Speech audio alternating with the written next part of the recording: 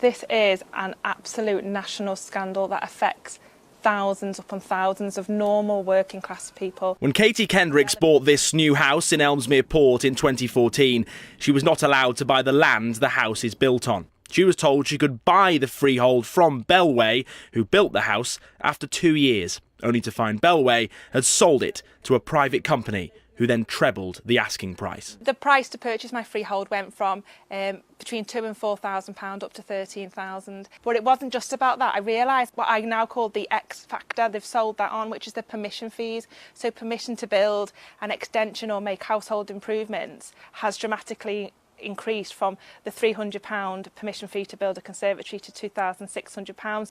If you own a flat, it is almost certainly a leasehold property. You don't own the land the apartment block is on, you just own the apartment and you pay ground rent to a company for the upkeep of the building. Now, traditionally, houses are sold as freehold, so the buyer owns both the house and the land the building is on. 20 years ago, just 1 in 5 new houses were sold as leasehold, and that ground rent was just £5 or £6 a year, also known as peppercorn rent.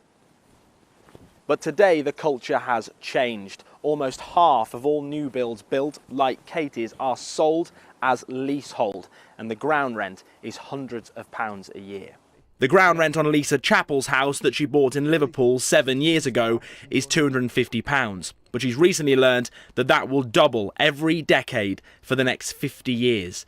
She says her house is now unsellable. We're just worried sick of where we're going to be able to financially get the money from in future years, and we're also not in a position to even buy our freehold. That's not an option for us because we're looking at, you know, double figures of £20,000, £30,000, £40,000. Everyone, freeholds! It was learning of stories like Lisa's that inspired Katie to start a campaign calling on the government to ban leasehold properties on new build houses. And today, after months of campaigning, they agreed to do just that. Some developers have looked at this some kind of, license to print money. There should be no sales of houses on leasehold. And also, I want to take a fresh look at ground rent. And ground rent, remember, it's there to sort of establish a legal relationship between the leaseholder and the freeholder. It's not there to make money. The government will also consult on helping those in Katie and Lisa's position, already stuck in a leasehold property they say they can't change or one day be able to afford to live in.